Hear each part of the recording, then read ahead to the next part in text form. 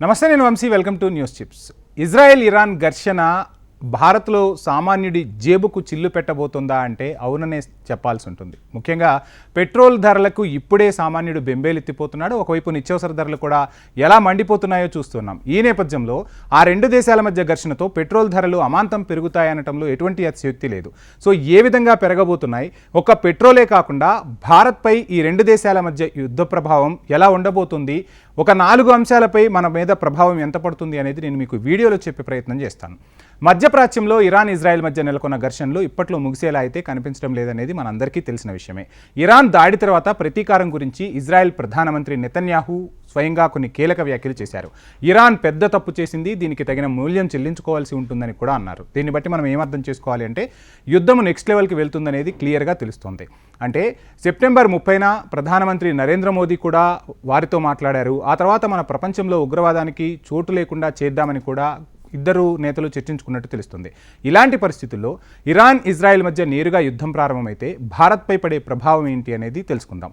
Iran క్షిపణి దాడులు చేస్తుందన్న అంచనాలతోనే అంతర్జాతీయ మార్కెట్లో చమురు ధరలు 3% పెరిగాయంటే దాని ప్రభావాన్ని అర్థం చేసుకోవచ్చు. అంతర్జాతీయంగా చమురు ధరలకు బ్రెంట్ క్రూడ్ అనేది బెంచ్ మార్క్. ఈ బెంచ్ మార్క్లో ఒక్కో బ్యారెల్ ధర 1% పైగా పెరిగి $74.40 చేరుకుంది. మంగళవారం నాటి ట్రేడింగ్ని మనం పరిశీలిస్తే 5% పైగా పెరిగింది. యుద్ధం వస్తే దాని ప్రభావం కేవలం ఇరాన్కే పరిమితం కాదు. Afghanistan, Iraq, Saudi Arabia, Qatar, యుఏఈలు అంటే ఈ దేశాలే చమురుని ప్రపంచానికి ఎక్కువగా ఉత్పత్తి చేస్తూ ఉంటాయి. ఇవన్నీ భారత్కు పెద్ద ఎత్తున చమురు ఎగుమతి చేసే దేశాలనే విషయం కూడా మనకు తెలుసు. ఒకవేళ దాడులు తీవ్రమైతే చమురు సరఫరా తగ్గుతుంది, డిమాండ్ అమాంతం పెరుగుతుంది. ఇలాంటి పరిస్థితుల్లో చమురు ధరలు పెరిగి భారత్పై నేరుగానే ప్రభావం పడుతుంది. ఇక భారత్కు దౌత్యపరమైన సవాళ్లు కూడా ఎదురవుతాయంటున్నారు జయశంకర్. ఇరాన్ ఇజ్రాయెల్తో భారత్కు మంచి దౌత్య సంబంధాలు అయితే ఉన్నాయి. రెండు దేశాలతోనూ భారత్ దౌత్యాన్ని నిలుపుతోంది. ఇండియాకు చమురు సరఫరా చేసే దేశాల్లో ఇరాన్ ఒకటి. అణు కార్యక్రమం కారణంగా ఇరాన్పై విధించిన అంతర్జాతీయ ఆంక్షలకు ముందు ఇరాన్ భారతదేశానికి రెండో అతిపెద్ద చమురు ఎగుమతిదారు. అంతర్జాతీయ ఆంక్షలు ఉన్నప్పటికీ ఇరాన్తో భారత్ జాగ్రత్తగా సంబంధాలనైతే నిలుపుతుంది. ఇటీవల ఇరాన్ అధ్యక్షుడు ఇబ్రహీం రైసీ హెలికాప్టర్ ప్రమాదంలో మరణించినప్పుడు భారత సర్కార్ ఒకరోజు సంతాప దినంగా ప్రకటించిన విషయాన్ని కూడా మనం ఇక్కడ చెప్పుకోవాలి.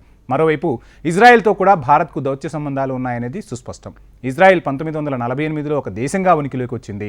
92 నుంచి భారత్ దానితో దౌత్య సంబంధాలు మొదలుపెట్టింది. అప్పటి నుంచి రెండు దేశాల మధ్య సంబంధాలు రోజు రోజుకు బలపడుతూనే వచ్చాయి. ఇప్పుడు భారతదేశానికి ఆయుధాలు, టెక్నాలజీ ఎగుమతి చేస్తున్న అగ్రదేశాల్లో ఇజ్రాయెల్ కూడా ఒకటి.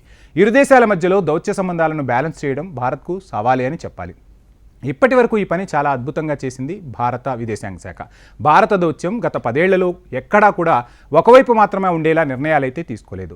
జయశంకర్ భారత్కు దౌత్యపరమైన సవాళ్లు, ఇరాన్ ఇజ్రాయెల్లో భారత్కు మంచి సంబంధాల గురించి ప్రస్తావిస్తూనే వచ్చారు. ఇక ఇవన్నీ మనం ఒక రకంగా చూసుకుంటే భారత్ అనేది 3వ అతిపెద్ద ఆర్థిక వ్యవస్థగా ఎదిగేందుకు కొన్ని కీలక నిర్ణయాలు తీసుకుంది. అంటే కొన్ని ప్రాజెక్టులను కూడా భారత్ చేపట్టింది.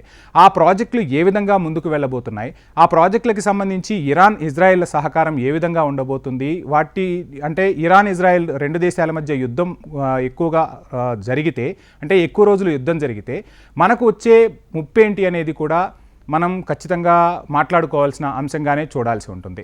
ఇక 10 ఏళ్లలో దౌత్యం ఒక ఎత్తు అయితే ఇప్పుడు జరగబోయే దౌత్యం గురించి అందరూ మాట్లాడుకుంటున్నారు. విదేశాంగ మంత్రిత్వ శాఖ డేటా ప్రకారం సౌదీ అరేబియా, యుఏఈ, ఒమెన్, బెహ్రాన్, కువైట్లలో 90 లక్షల మంది భారతీయులు జీవిస్తున్నారు.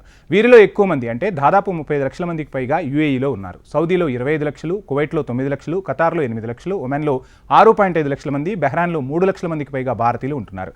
ఇరాన్ ఇజ్రాయెల్లో కూడా భారతీయులు వేలలో ఉన్నారు. ఈ ప్రాంతాల్లో నివసించేవారు తాము సంపాదించిన డబ్బులు కొంత భారత్కు పంపుతుంటారు.